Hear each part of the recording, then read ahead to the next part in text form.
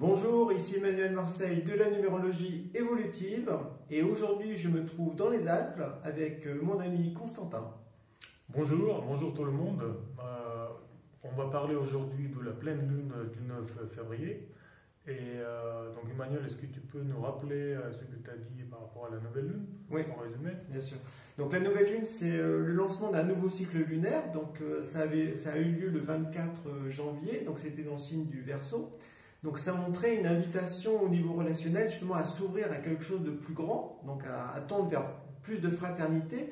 Et en même temps, c'était une invitation à s'ouvrir à une autre vision du futur. Voilà. Tout à fait. En fait, tu as bien résumé les qualités du Verseau. En fait, le Verseau, c'est tourner de soi vers les autres. C'est cette direction-là qui est bien importante. Penser aux autres et collaborer avec les autres et apporter des nouveautés et des changements. Originalité aussi, c'est bien une caractéristique de Verseau. Et donc là, c'est tourner vers le futur. Et lune qui se trouve en face, donc en Lion, lune en Lion, ça peut représenter côté bon enfant qui aime bien attirer l'attention des autres, qui est à l'aise, qui est extraverti, qui exprime des choses. En négatif, ça peut être quelqu'un qui joue des rôles, qui cherche à travers les rôles à être aimé, et donc qui se nourrit de l'attention des autres, qui est trop tourné justement vers soi. Donc là, c'est ce qui compte, c'est moi, et l'extérieur, c'est juste les décors qui doivent être tournés vers toi. D'accord. En résumé, c'est ça. Et donc, au niveau numérologique, Emmanuel, est-ce que tu peux nous dire en essence qu'est-ce que ça va être cette pleine lune du 9? Ouais, donc la pleine lune du 9, déjà, simplement au niveau du jour, ça a lieu un dimanche. Donc le dimanche, c'est le jour du soleil. Donc c'est une invitation à, on va dire, exprimer son vrai visage, en fait, son originalité, son indépendance. En fait, à être comme le soleil, c'est-à-dire à la fois rayonner sa lumière, donc c'est qui on est vraiment, apporter de la chaleur, donc c'est faire preuve d'amour. Donc là, on rejoint le Verseau avec l'aspect fraternel, voilà. Et puis le soleil, il apporte aussi la vie, donc c'est-à-dire un côté, il faut faire des choses. Donc il y a un côté comme ça entreprenant. Donc ça, c'est le premier point, on va dire. Et donc, du coup, là on arrive au sommet du cycle lunaire. Ouais. Ce qui était lancé et impulsé le 24 janvier. Maintenant, on arrive comme point balance, quelque part aussi, où il y a des prises de conscience qui vont émerger, qui vont nous montrer individuellement où chacun en est par rapport à justement cet axe d'évolution intérieure entre côté Verseau, tourné vers le monde de soi, vers le monde, vers les capacités fraternelles, collaboration et nouveauté, et entre envie d'une partie de nous d'être au centre des intérêts des autres, tout se tourne vers soi, comment moi je suis, mon agenda, c'est ça qui compte, qu'est-ce que j'amène et tout. Et donc toute cette mise en lumière, ça peut nous montrer qu'est-ce qu'on pourrait faire, quelles décisions on pourrait prendre pour justement aller on va dire, de moi, nombril du monde, vers comment je collabore avec les autres pour créer quelque chose de nouveau. Cette nouveauté va être nouvelle justement pour tout le monde qui participe. Et cette collaboration va amener le futur en fait. D'accord. Et au niveau numérologique, par rapport à ce que tu dis, c'est intéressant parce que c'est comme si, déjà au niveau numérologique, la pleine lune a lieu le 9 février 2020, donc ça nous donne, on va dire, un chemin de vie 15 qui donne 6. Donc le 6, il invite vraiment à faire preuve d'harmonie, donc aussi à trouver une sorte d'équilibre entre le soleil et la lune, parce que sinon ça peut basculer dans le chaos, tu vois, dans une sorte de tension, voilà. Et donc c'est comme le 6, ça touche aussi l'amour. De nouveau, on retrouve l'aspect amour fraternel du Verseau, mais c'est un amour qui doit en fait être au-delà de l'aspect petite famille en quelque sorte. Voilà, c'est un amour plus grand pour l'humanité. Il y a ça qui est intéressant. Mais il y a ce risque de tension qu'on retrouve justement, la tension qu'on peut même ressentir en soi à chaque pleine lune en fait, au fond. Donc effectivement, là, si on prend le thème de l'événement, on pourrait souligner deux éléments qui ressortent avec netteté. C'est boomerang qui est dirigé vers la Lune. Donc la Lune représente focus de boomerang. Le boomerang, c'est en configuration où il y a deux planètes, chacune en quinconce avec planète focus. En l'occurrence, c'est la Lune. troisième planète qui vient au milieu de ces deux planètes en sextile, qui pointe sur la Lune, et c'est le Soleil. Par définition, c'est la Lune, c'est normal. Et donc, cette configuration, il pointe sur une planète, et sans Soleil, ce serait destin de point. Le doigt de Dieu. Le doigt de Dieu, voilà. Le doigt de destin. Donc, il pointe sur quelque chose important à conscientiser pour avancer quelque part dans son cheminement de sa destinée. En fait. Et deux planètes en quincunce, elles représentent quelque chose qui sont assez difficiles de conscientiser. Et c'est quoi ces planètes C'est Pluton en Capricorne, en quincunce avec la Lune, et Neptune, Lune noire en Poisson, pareil, en quincunce avec la Lune. Okay.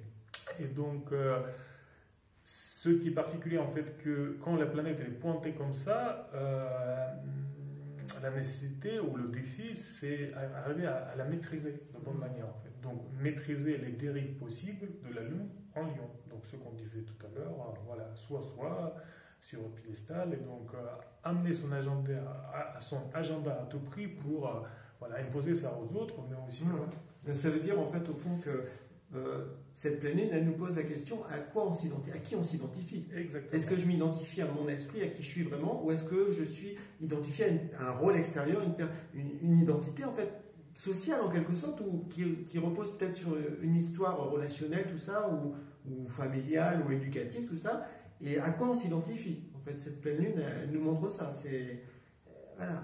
C'est quoi le miroir, en fait, peut-être Exactement. Donc, en fait, on est pris entre les deux pôles, en fait. Un pôle, c'est comme tu as bien dit, c'est la Lune qui est formée comme ça. Ça veut dire que ça vient du passé, c'est notre éducation, c'est notre milieu qui nous a élevés, qui nous a créés.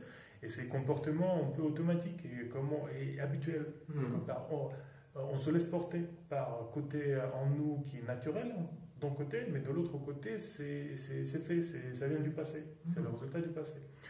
Et le soleil en Verseau, c'est autocréation, s'autocréer de nouveau, et c'est l'esprit qui amène quelque chose qui n'est pas encore là, mais qui peut prendre sa place. Donc, mais on est pris entre les deux pôles, quoi. Est-ce qu'on surfe sur nos acquis, sur des choses qui sont naturelles? Ça peut être des privilèges, ça peut être une belle image de soi que les gens avaient, puis finalement après il s'est passé des choses et on n'est plus ça vraiment, mais on y est attaché parce que ça nous donne un sentiment peut-être d'existence. Ouais.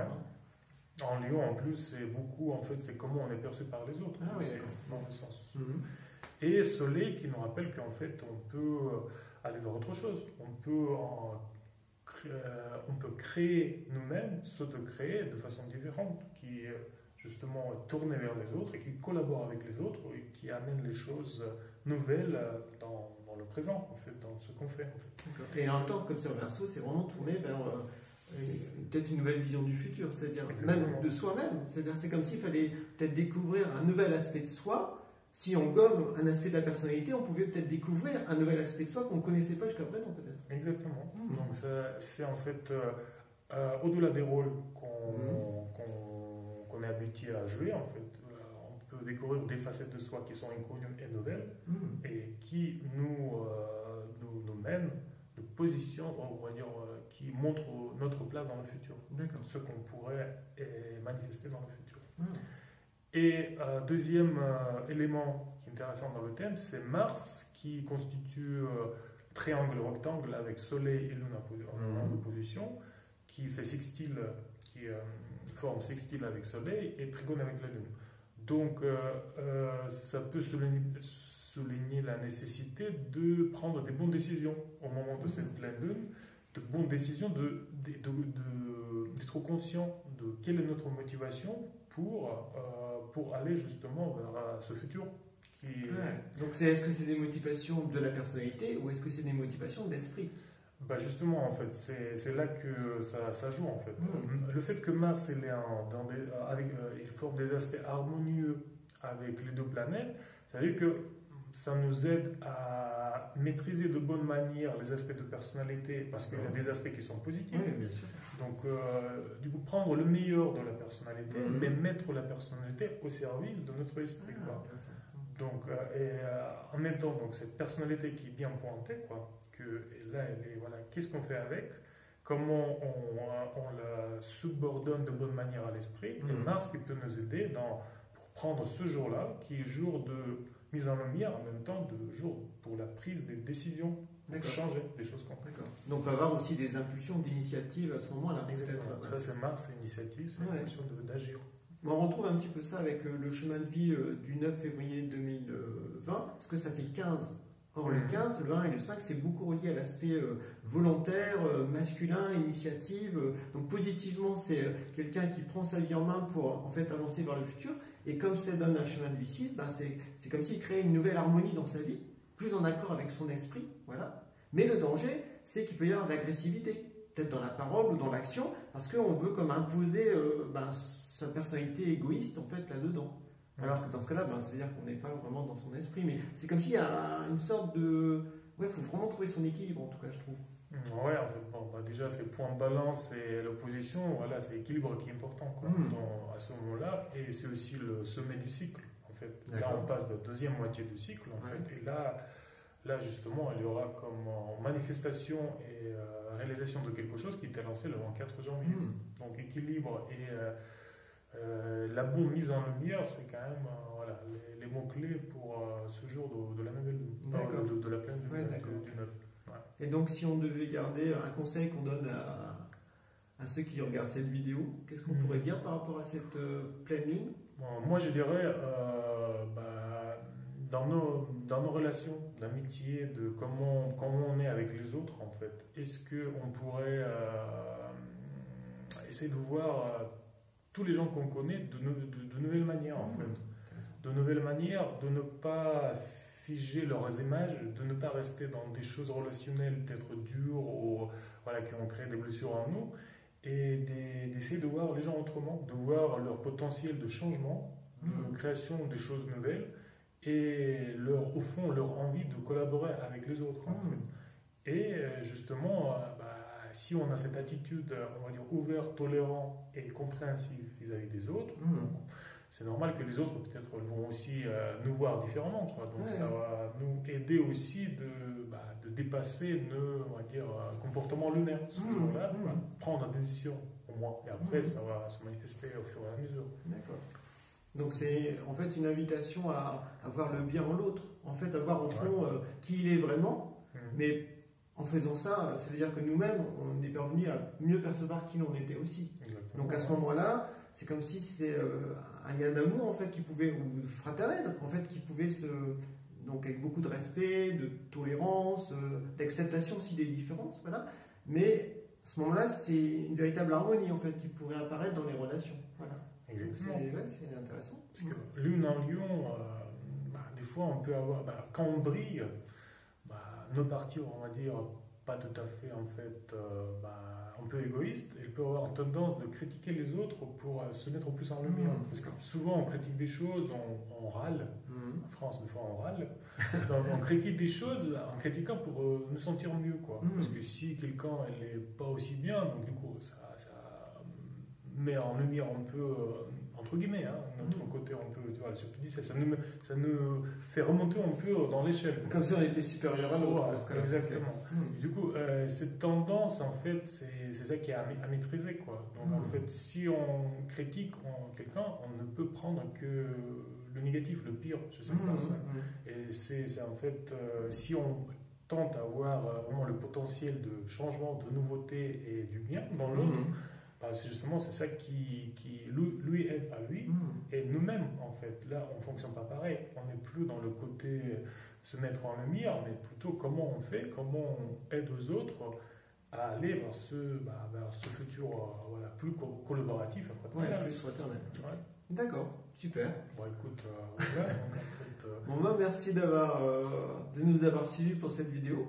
Merci bien pour votre attention. On espère que on a éclairé mutuellement quelques aspects de cette pleine lune du 9 février. Bonne journée à vous. Au revoir. Bonne journée, au revoir.